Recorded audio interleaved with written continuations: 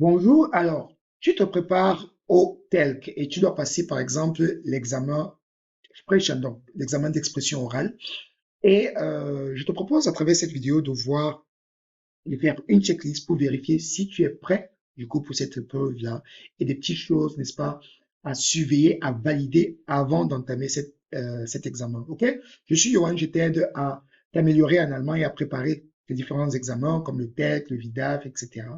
N'hésite pas de t'abonner sur la chaîne de l'allemand pour les afros. Donc, tu vas cliquer sur le bouton rouge juste en dessous et active la cloche de notification pour ne rien rater de nos prochaines vidéos. Donc, ça, c'est la première chose à faire.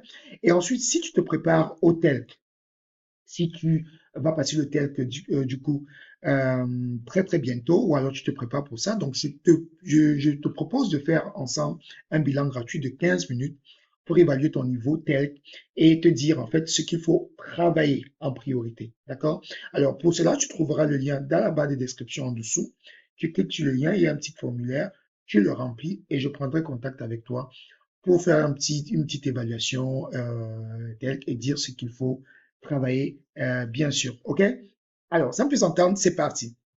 La première erreur à ne pas faire, du coup, c'est de donner des réponses très courtes comme ya ou nein. Alors, tu dois éviter cela, très, très, très, très important d'éviter cela pour ton oral du tel. Il faut essayer de toujours développer avec une ou deux phrases supplémentaires. Donc, ne réponds pas juste ya ou nein, donne un peu plus, va un peu plus loin, tout simplement. Je peux dire, ich denke, dass das eine gute Idee ist, weil es praktisch ist. Tu vois? Donc, tu vas un peu plus loin parce que tu rajoutes, par exemple, le weil, tu rajoutes une argumentation. Donc, ne reste jamais sur le ja oder nein, donne un peu plus. La deuxième erreur, c'est ne pas développer ses idées. OK?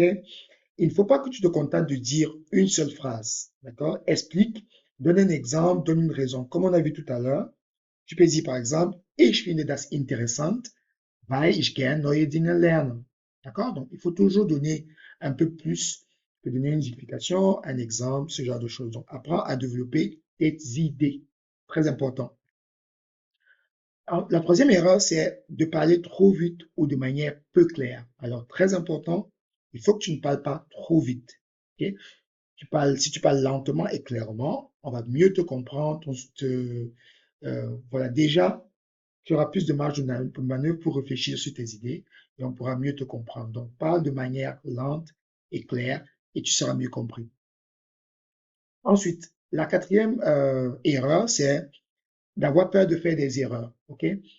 Même si tu n'as pas la structure parfaite, la phrase parfaite, il ne faut pas que tu restes silencieux car de peur de tout tromper tout simplement. Ok? Donc, essaie de dire quelque chose. Donc, essaie de parler simplement que de ne rien dire. Donc, évite le plus possible les silences.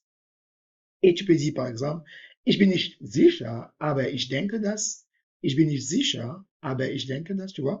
Donc, tu peux jouer un peu sur ton incertitude, mais sans rien dire, tout simplement, ok? Parce que c'est très mal vu par les examinateurs.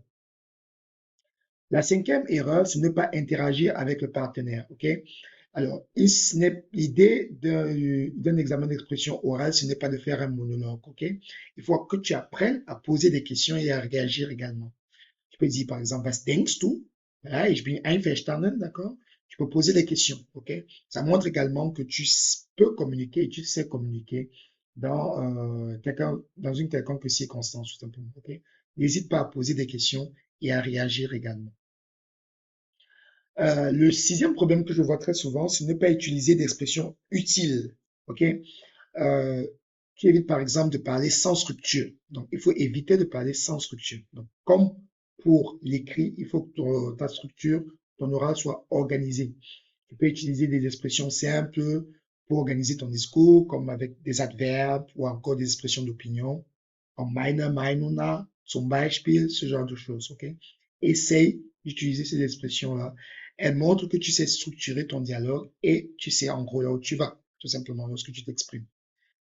Et la dernière erreur, c'est ne pas structurer ses réponses. Voilà. Donc, elle va un peu dans le même sens que l'erreur précédente, c'est d'éviter de parler sans structure. Donc, ici, pareil. Donc, utilise des connecteurs, des adverbes comme zuerst, dann, zum Schluss, schließlich, zusammenfassen, etc. D'accord? Ça te permet d'organiser tes idées et de parler de manière organisée, tout simplement, et non désorganisée. OK? Donc, très, très important de faire cette checklist-là avant l'examen. Comme ça, lorsque tu arriveras à l'examen, ce sera tout bénéf pour toi et tu réussis cette épreuve sans problème. OK? Donc, abonne-toi à la chaîne également pour les infos si ce n'est pas déjà fait. Like la vidéo si elle t'apporte de la valeur. Et bien sûr, si tu souhaites que nous fassions ensemble un bilan gratuit où je te montre tes forces et tes faiblesses et sur quoi tu dois travailler, tu peux me contacter. Le lien est dans la barre de description. Voilà. Merci de m'avoir écouté et à très bientôt pour une nouvelle vidéo.